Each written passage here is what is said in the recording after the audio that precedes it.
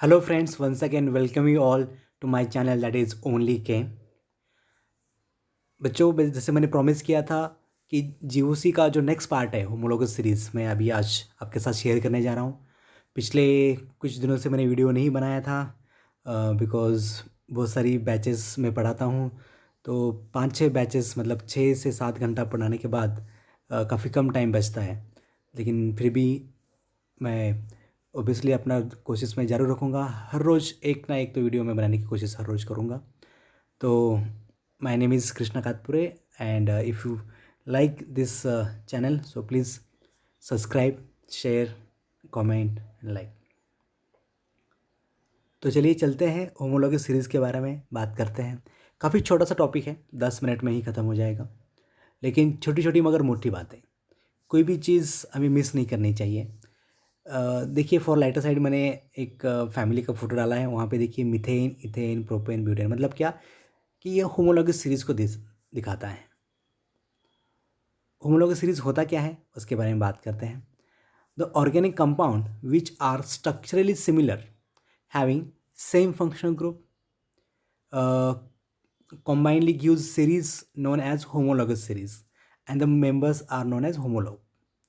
ठीक है, तो एक ही क्लास ऑफ कंपाउंड है। जैसे कि अल्केन एग्जांपल लेते हैं अल्केन का, तो अल्केन में ही हमने इथेन, प्रोपेन, ब्यूटेन, पेंटेन कहीं से वो स्टार्ट कर सकते हैं।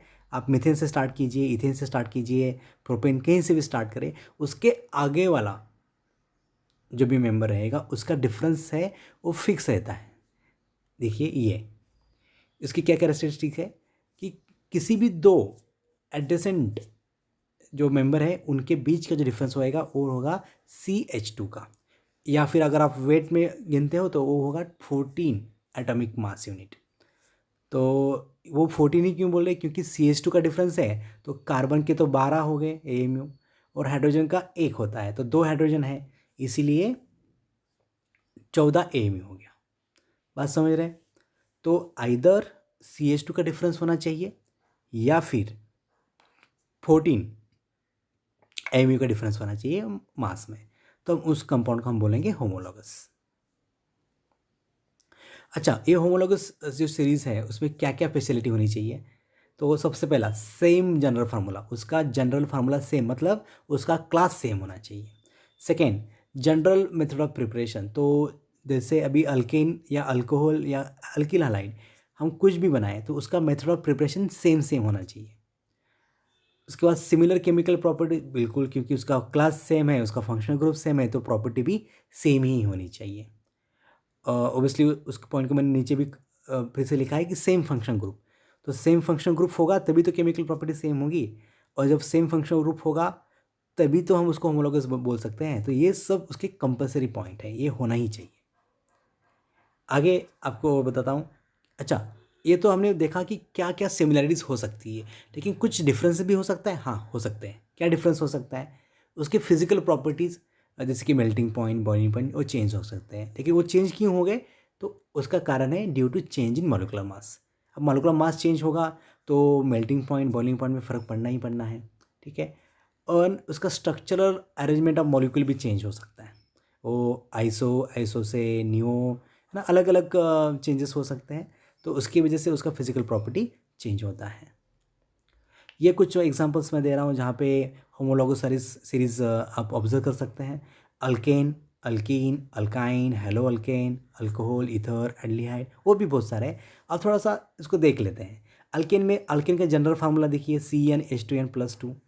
तो पहला होमोलॉग है CH4, दूसरा क्या है, सिर्फ CH2 को ऐड करना है, तो ऐड कीजिए, क्या बनेगा CH4+CH2, तो ये बनता है C2H6। बिल्कुल, ये देंगे, देखिए CH3 मतलब C2H6 बन गया। वैसे ही अल्कीन का है CH2 डबल बॉन्ड CH2। अब इसमें और CH2 लगा दीजिए तो क्या होगा, ये बन जाएगा CH2 डबल बॉन्ड CH3। तो कुल मिला के उसमें CH2 का फर्क पड़ रहा है। वैसा ही अल्काइन का होगा, वैसा ही हेलो अल्केन, अल्कोहल, ईथर। मुझे हर किसी को बार बार बताने की ज़रूरत नहीं पड़ेगी शायद, यू कैन अंडरस्टैंड। आपको और भी एग्जांपल दिखा देता हूँ। ये देखिए ketone, carboxylic acid, ester, amide, nitroalkane, amine, इन सब में जितने भी ऑर्गेनिक कंपाउंड होते हैं और क्लास होंगे ऑर्गेनिक क्लासेस, उस सब में ये होमोलॉगस सीरीज आपको दिखेगा। तो ये तो था थेरेटिकल पार्ट।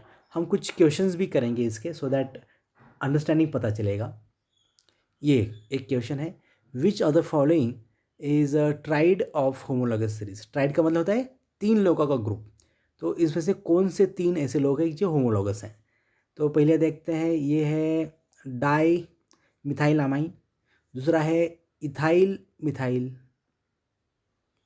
अमाइन, तीसरा है डाई इथाइल अमाइन।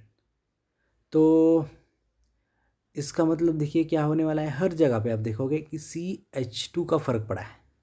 देखना, पहले में सिर्फ CH3 2 बार था, यहाँ पे CH3 2 बार है और एक एक्स्ट्रा CH2 है, तो ये CH2 का फ़र्क पड़ा ऑब्वियसली।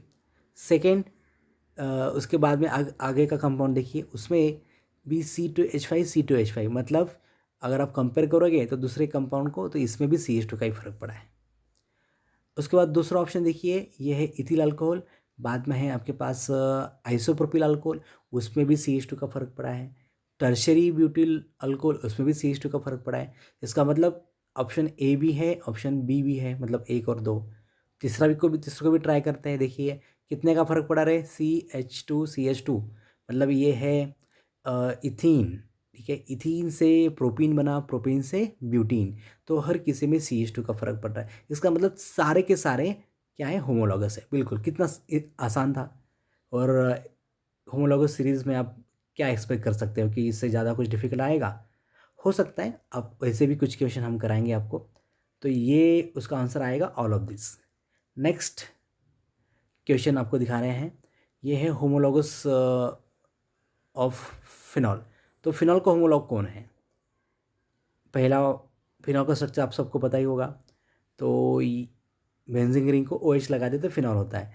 तो ये पहला वाला तो बेंजील अल्कोहल है, ये तो फिनॉल है ही नहीं। हमने क्या कहा था कि फिनॉल का फंक्शनल ग्रुप तो चेंज नहीं होना।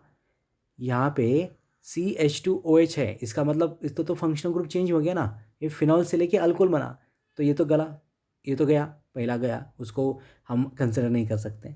4 नंबर का देखिए, वो तो साइक्लोहेक्सानॉल है, वो भी गया, क्योंकि आप उसको क्लास चेंज नहीं कर सकते।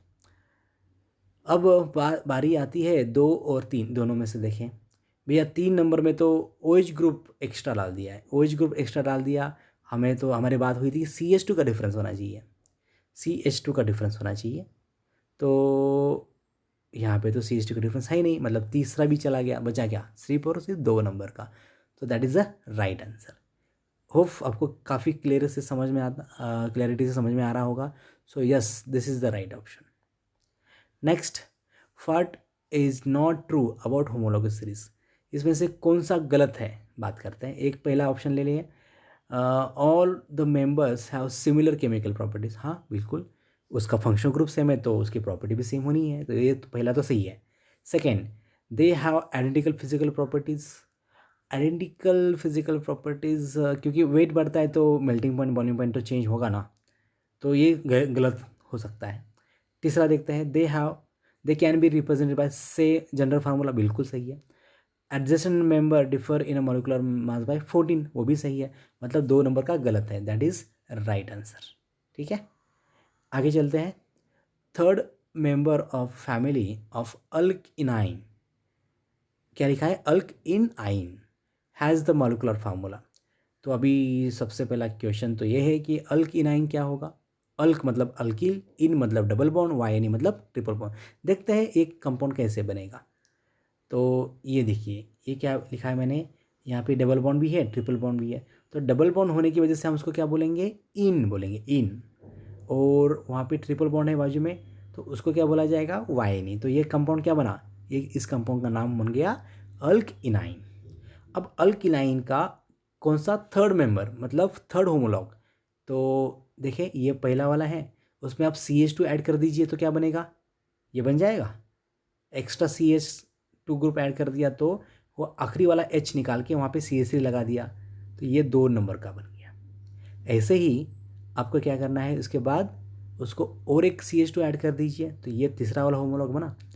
तो देखिए अभी गिने, इसका मॉलिक्यूलर फार्मूला क्या होना चाहिए, कार्बन देखिए कितने हैं, 1 2 3 4 5 6, 6 कार्बन है बिल्कुल। हाइड्रोजन देखिए कितने हैं, राइट साइड में देखिए 3 और 2 हो गए 5, 5 और ये 2 7 और एक 8, 8 हो गए, मतलब C6H8 ऐसा होना चाहिए फार्मूला। तो यहाँ पे तो C6H6 है, ये तो नहीं, C5H5 वो भी नहीं। अब देखिए ये है 6H8, so that is 3 number का ऑप्शन बिल्कुल सही है। तो मेरे ख्याल से आपको काफ़ी आसानी से समझ में आया होगा किस तरह से इस क्वेश्चन को सॉल्व करना है। हमने ट्विस्ट भी करने की कोशिश की क्वेश्चन में। तो please do like share comment and subscribe our channel, क्योंकि हम काफ़ी आसान तरीके से आपको पढ़ाएंगे, आपके सारे कंसेप्ट एकदम क्लियर करके देंगे। तो थैंक यू वेरी मच। और इन केस आपको कभी भी कोई ज़रूरत पड़े, कहीं कोई भी कंसेप्ट आपको पूछना हो, आप हमें मेल कर सकता है। ये मेरा नीचे व्हाट्सअप का नंबर है, वो भी मैंने आपके साथ शेयर किया हुआ है। So thank you very much. Bye bye, take care.